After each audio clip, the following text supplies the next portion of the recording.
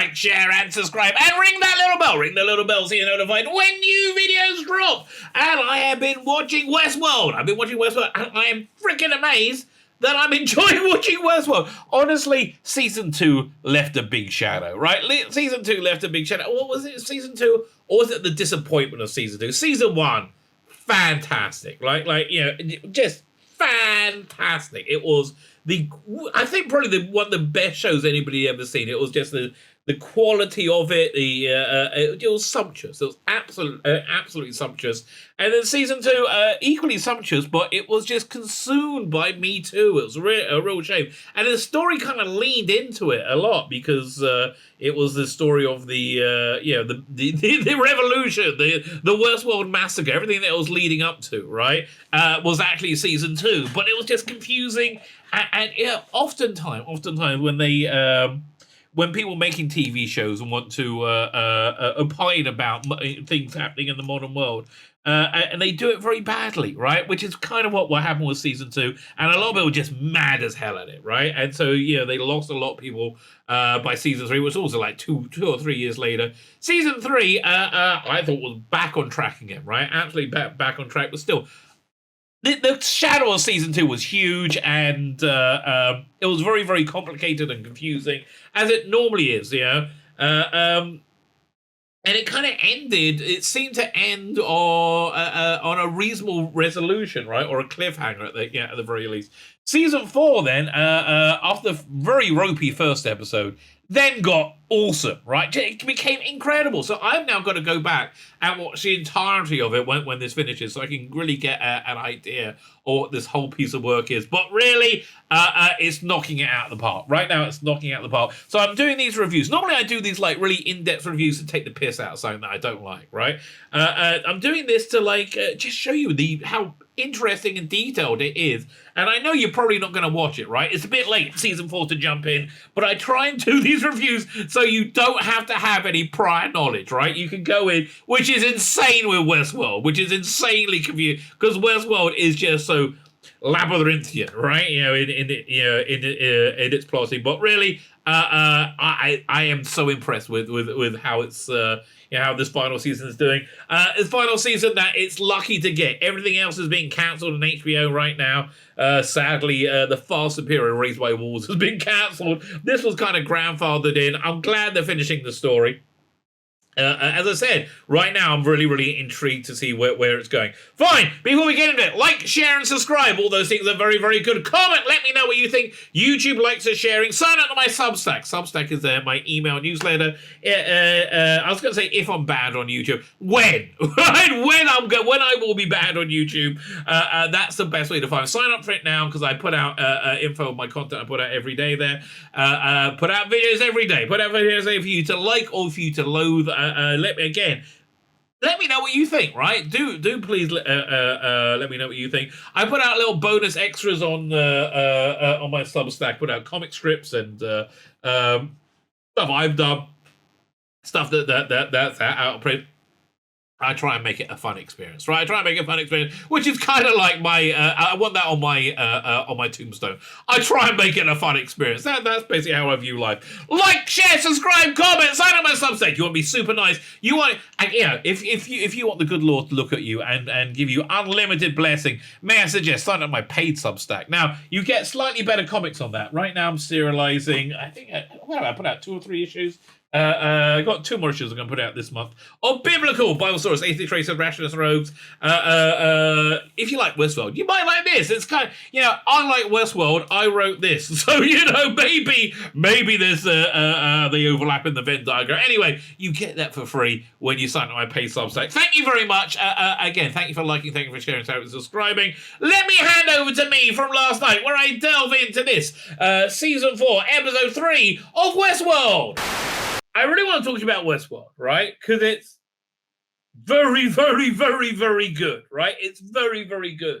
I think it's probably the best thing on TV right now. And it's not... Season 3 was overcomplicated. Season 4 is wrapping everything up. So, basically, the idea of WestWorld is there's this giant theme park where you could go and be in the West of the 1880s as it was populated by robots, and you can live out your fantasies on it. They become self-aware and they rebel, and so that's basically the first 2 seasons. Then season 3, it's all about people being trapped in a maze of a loop, right? Being tapped in recurring loops of behaviors. Like the robots, they're called hosts. They're trapped in these recurring loops, so they can interact with the guests there. But when they get into the real world, the main world, they find people are also trapped in these recurring loops, right? So the whole season 3 was like removing the control of human beings. So season 4 is like 7 years later, and we got a lot of factors going on. But at the end of season 3, we had this one character who thought he was an engineer, like the creator of the robots, found out he was actually a robot, right? They basically worked out the world is on a course of destruction.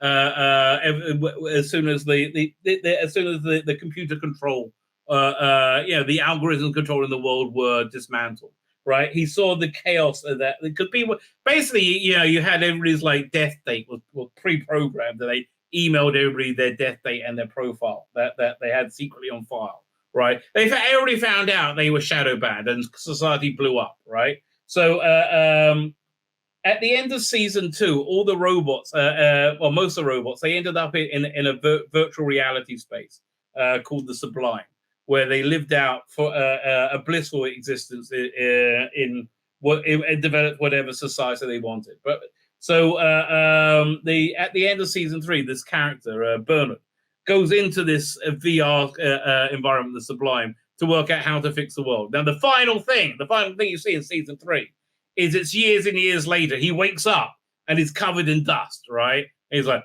and there was another guy, the security chief at WestWorld, who was a robot, who didn't know he was a robot, found out he was a robot, was looking over him, and he apparently was in the room.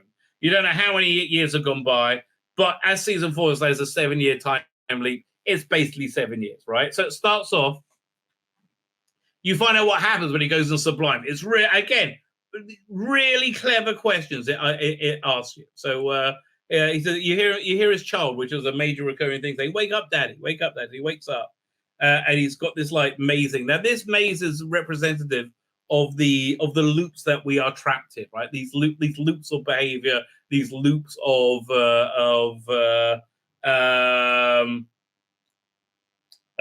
actions, right? And he's like follows his kid through this door, and he goes out, and he's obviously in a VR environment because it's crazy. And he looks up and he sees this tree, and it's burning, and it means something. All of this means something. What does it mean? I don't know, but I think it feels reasonably cool. But I think there is real meaning going on behind all these things, right? So then he's in Westworld. He follows a horse. He ends up in Westworld, and he gets a drink. And the next thing you know, he's in the massacre of Westworld. This is at the end of season 1, where basically two robots become self-aware, and they lead this revolution massacre. Right? So it's such a bummer. Season 2, which was the entirety of the massacre, was shit. Right? It was such a bummer. So then he's walking through the massacre. Now he's walking through modern day society, which is also imploding, right? Completely imploding, because they've all had, again, there's this algorithm that was basically controlling everybody's lives that people had just become aware of, right? So he's following this horse, and he ends up in like the Delos, the people who create Westworld there. It looks like their environment there, but he looks up, he's following the maze, and he looks up and he sees a tower, right? This tower is something that we've heard of repeatedly in this season. We heard the tower and we actually saw a picture of it in another episode, in a plot strand that we're not dealing with, right? But it basically explains that whole plot strand with the character Dolores, who isn't Dolores, right? So he goes there, he follows the horse, and there's this character here. This character was in the first and second season. He was like a silent NPC character, an Indian, right? In Westworld. Who had this incredible story that you didn't realize, right? And it's this. I loved how the so more Secret Cylons. Then a lot of it's Secret Cylon. Yes, right, exactly, right. So this engine, had this incredible, painful backstory, which was beautiful and just deeply interesting, right? So so now Stubbs realizes that he's in the sublime. He's in this AR world, this VR world, I should say. And so this is where they all live now. They live there. So it's very matrixy, right? They've lived there, and time goes much slower here, right? They can live thousands of years in seconds, right? Because they're in a completely virtual environment, right? So he's like, he wants to know how to save the world. So basically, what they can do is they can map out every possible reality, right? And you can live through it because like time isn't linear there, right? So you can experience every basically every quantum possibility as you try and find a way to have humanity not destroy itself, right? From the moment that this revolution happens, humanity is on a course to destroy itself, and I guess the robots, the AI, the hosts would also die if all power dies as well, right? So he wants them to be saved, right? He says, "Oh look, you could just like stay here forever with us and just make your own worlds, right?" So he's going through the different like parallel world theory, and he's like, so you flash at all these different worlds that could be, and he said, but you could just, but if you go back in every reality you go back, you are going to get killed, right? So you could just like stay here forever somehow. And he's like, he said no, but for some reason he loves humanity, right? And I do like this. I love the way you have artificial beings love that have emotion, right? That have emotional connections. So the next thing he says, okay, I'm going to go and check out all the different realities. So now, like probably 7 years later, he wakes up, and remember, like time goes much quicker in the virtual world. It's the Matrix, exactly. I love this. Like he's totally covered in dust, right? And the thing turns on, is like, whoa. And again, he hasn't moved in years, right? And then, so he's looking around, and the guy who's looking after him is there. He's apparently been checking on him every day. He says, but you told me not to touch you, so that's why you look like crap. And he tries to get up, and he's all wobbly. He says, okay. Basically, he says, so now he knows everything that's going to happen because he's lived through all these different realities. So meet me in the car and don't forget the spade. He's like, what spade? It's like, it just finds there's a spade lying out there, right? So he's Teddy comes out, he's all dressed. They said, okay, fine, we need to work out what reality this is, right? So he's like, okay, you were weird beforehand. So now we got the titles. So titles have a lot of questions in it that I want answers to. So the titles are we see like the 3D printing of the robots. So they're called hosts. They're like printed on a molecular level. These flies are a big deal. The flies are being done to deliver something bad to humanity. Essentially, in season 3, you had like the main revolutionary robot Dolores had made different copies of herself and taken and replaced different people in Delos, the company that made WestWorld.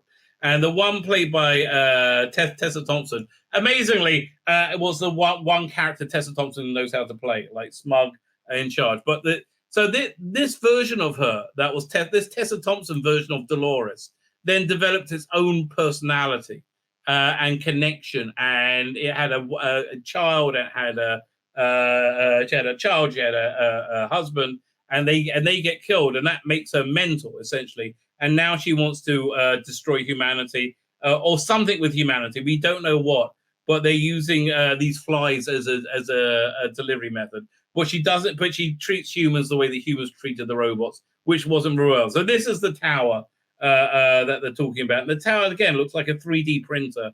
I think that's going to because we have a lot of 3D printing. You can see it looks like it's 3D printing. I think that's something that's going to be a recurring theme. This is one of the robots being made. So yeah, a really clever thing that I liked all the way through this was in the first season you had one of those oldie worldy self-playing pianos. in the bar. And so that was essentially the message, the idea behind Westworld, right? It was the very first automation, the very first robot, and taking over and becoming self-aware and motivating yourself, right? So next thing we know in the titles, they created like these artificial people or something, but they're all like separated. See, we see the piano keys start playing themselves, right, at this point, which is the idea of technology taking over and controlling itself. So then you got these artificial people, and they're all in like these little tubes, and they're on fire, right? And they can't get to each other, and you pull out, and it's like one of these globes that are the minds of one of these robots, right? So there's a lot of questions going on in these titles, and I'm like, what's it saying? I really don't know, right? Okay, so next plot thread, right? Next plot thread is we got Caleb, played by Aaron Paul from Breaking Bad, and Thandie Newton. Thandie Newton, freaking awesome. She's the reason to watch this show. She's fantastic, and she's naked a lot in the first season, but she is absolutely fantastic in this. So there basically were two robots. There was Dolores, who the creator, what's his name, Hannibal Lecter, taught to try and work to make herself aware. The other one, Maeve, played by Thandie Newton, made herself self-aware, right? She could tell that she was living in a loop, right? And she could like sense it, right? And so he worked out how to wake up in the behind the scenes. So like when they get killed, they get taken behind the scenes and repaired. She worked out how to wake herself up, and she hacked into her own system and like made herself super intelligent. Freaking awesome character, right? So this is 7 years after humanity was falling apart. From we saw, with Jeffrey Wright was at the beginning of the episode, right? So this is 7 years later, and there was some kind of war that's over, and the war was with robots, and robots are now completely illegal, right? But all through last episode, the Tessa Thompson robot had made a robot of this very, very powerful person who then made robots of other people in politics, went around killing a bunch of people, so they could open up a new version of Westworld. This new version of Westworld is like 1930s Westworld, 1920s Westworld, Chicago world. I don't know, but it's basically the same thing. So they get lured there. They find out they deduce that this is where they need to be going, and so they're looking around, and so there's a lot of stuff. If you've been watching this show, that it's repeating again. So you got all the same story loops you saw in the original Westworld being repeated here, and the artificiality of it is interesting. What was really interesting is this character's a robot who this is where they started out, right? And so she's got this real kind of suave contempt for it. And as they're walking through, you see all these like storylines that you can get involved with. This is basically what they wanted Galaxy's Edge to be, but they screwed it up. It's crap because it's written by the story unit who couldn't write anything, right? And like a cam rolls by, and this is how Dolores, the main robot from the first few seasons, interacts with the guests, right? So don't pick up the can. So this is a new version of Dolores, and they go to the speakeasy where she used to be the madam of, right, in the Western version, and it's basically the same thing, right? It's a very similar thing, and so even the piano's playing itself. So she's like, we're gonna sit here and wait. We're gonna be able to find out a way to get to the back seats. Meanwhile, so we got Stubbs and Bernard, Jeffrey Wright. They go into the diner. They're trying to work out which reality this is. He says, I'm going to have the roast beef melt. He's like, no, you're going to settle for the tuna melt, right? And he does. They said they're all out of it. So he says, yeah. So basically, he says the world's going to be destroyed, right? We're on a course for humanity's destruction. If he can trigger a few events, he might be able to avoid it, right? But basically, there aren't that many options, and they got to be able to. There's one path, and they're going to be lucky to do it. So then He sees these people go out. He follows them out. And he's going to steal their truck or something. He says, he goes and attacks, says, don't bother going for your gun. You're never quick enough. And he attacks and kills both of them, right? Because he's a man on a mission, right? You don't know what it is. Meanwhile, Aaron Paul's daughter, this is the other plot thread going on. He's had to leave her to go because they got to go and fight the robots again. Long story. Anyway, she's waiting to hear from him, but they're not hearing from him. So he sent somebody to look after them to get into a safe house, right? So he said, don't worry, I'll look after you, and Teddy will be nice. And it's like, fine, let's go off. He said, look, this is what your daddy wants. This is what we're doing. So then she sees him again, and he's weirdly cold, and she gives him Teddy back, and it's got blood on it, right? So he's like, and she's like, what's up with you? You're a bit weird. Meanwhile, he's killed these two people. And then stashes him in the car. He says, so he says, no, we don't need that car anymore. So he goes and walks over there, and this Jeep pulls up, and he shows him this weird sign of the maze, right? So we don't know who they are, but they may be robots, they may be not. I don't know.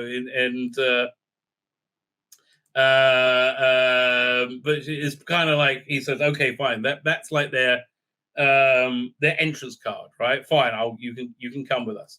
But as she gets in the car, then she pulls a gun on both of them. But he manages to snatch one's back and says, "Okay, fine. We need you to take us, to the people that you're with. You're in danger." He says, and he shows them the bag. It's the head. This is the head of the people that he killed. They're apparently robots. If they got that ice cream maker thing in their head, that means they're a robot, right? Rather than a person. And these robots were trying to find them. It says, like, you're in danger, right? It says, okay. It says, you can take the gun and blindfold us. It's fine, and tie us up on the way there. It's fine. We'll go as prisoners. So it's an interesting bit as Maeve looked what was her replacement. And she's like not impressed. She's like, I did it better. The prostitute comes onto her and says, no, she's not going to be needing your services. So then there's a story loop that goes on from the first season when the original Westworld of the speakeasy being robbed. It's a fantastic sequence. So this is a recreation of it. It's not as good, right? It's not as good. It was such a good sequence. That first season was fantastic, right? Second season, I got to rewatch it. I remember thinking this was shit, but the third season pulls it back together. This makes it all worthwhile, right? They kill a bunch of people. They steal the safe. And then Maeve just shoots everybody, right? So okay, now they're going to be picked up and taken back to processing. So back with her mother says, okay, listen, we got to pack up and go. The guy's waiting. Says, and she doesn't trust the guy, and she sees some blood on the ground, and she follows the blood, and she goes back and she finds the guy, right? She finds him being killed over there, so she knows the person is really a robot. And she's like, oh, holy shit. And the mother believes her, thank God. And she's okay, no problem. We just got to do a few more things. And she tells her to go hide as she quickly runs for a gun. Meanwhile, we don't know who they are, but Stubbs is on a mission to save the world. Bernard the Stubbs on a mission to save the world. Stubbs doesn't know what the mission is, but Bernard is. So they stop at the place and they say, don't be careful, don't go over there. And she gets them to pull up these two handles, and these mirrors come up, and you can just see there's they got security of like a laser fence that would chop them up if they went through it. So I thought, again, I like that. I thought that's kind of clever. They drive through, back on their mission to find wherever they're going, right? So they're waiting outside the speakeasy. Come on, there you go. And you see the people collecting up the bodies. And they sneak onto the truck with it and hide. Right. Next thing you know, boom! They're being dumped down this chute with all the bodies, and they're basically in the back end of Westworld. right? New WestWorld. So they're looking around, and this is where they're training all the robots to do all the roboty stuff. And they go in there. She gets hacks into a pad and tries to work out where to go. So look, there's another layer. This is weird. There's no like connection to anything over here, right? And then you get intruder alert, right? And you get security come out. Say, what are you doing here? We got lost.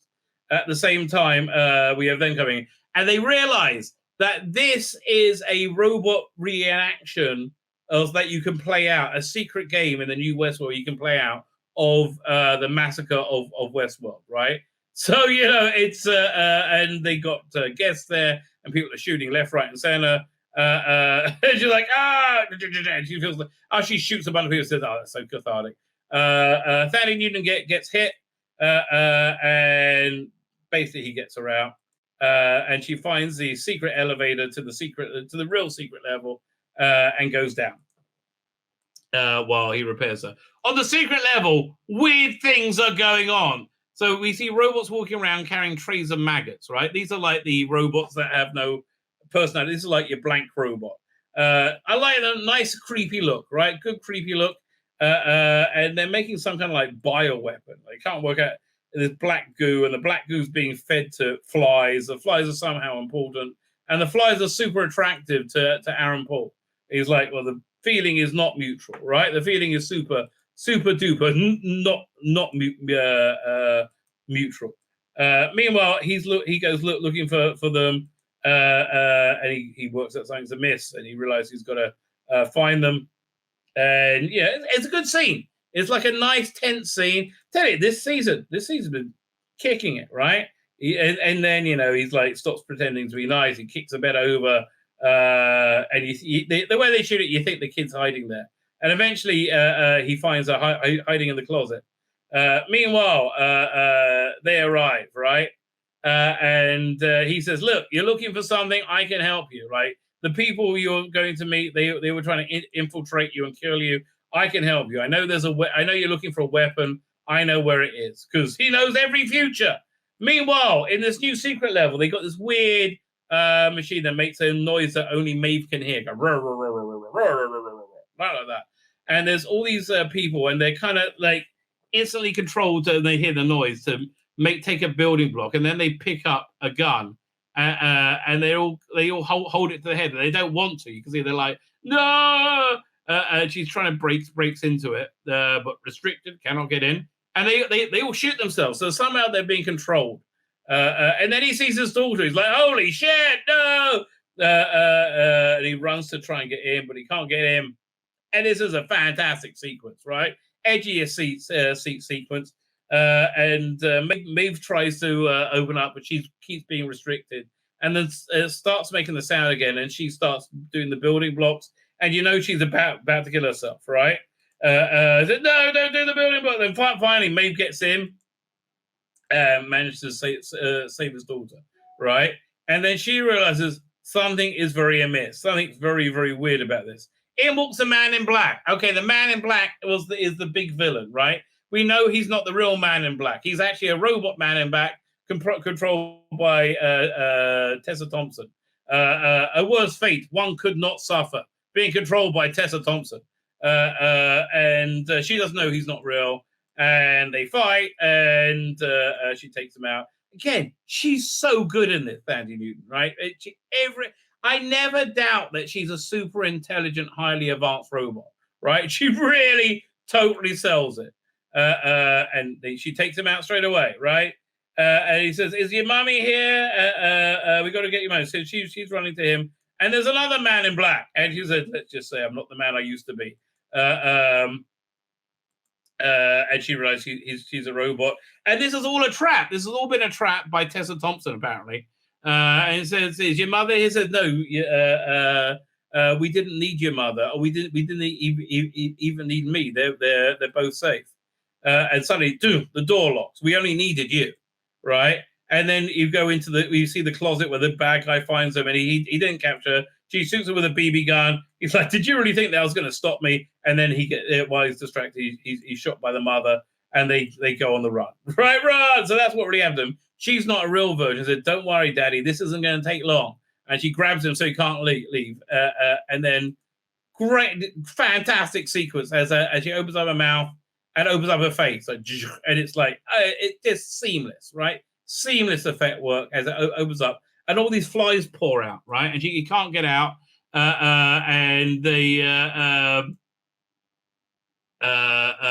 basically they get into him, pick up to they put creatures into our bodies, they go everywhere, and he's screaming, no, probably not the best thing to do if you don't want to have human controlling flies there. So it looks like this whole creation of this new Westworld was just to capture him for some reason. So there we are, and that's where the episode ends. I'm going to do this every week. You'd have to watch it. I'm really enjoying it, right? Strong recommend. Really, really strong recommend. My name's Tzvi Lebetkin, the Rabbi from another planet. Please like, share, and subscribe, and ring the little bell. Ring the little bell so you're notified when new videos drop.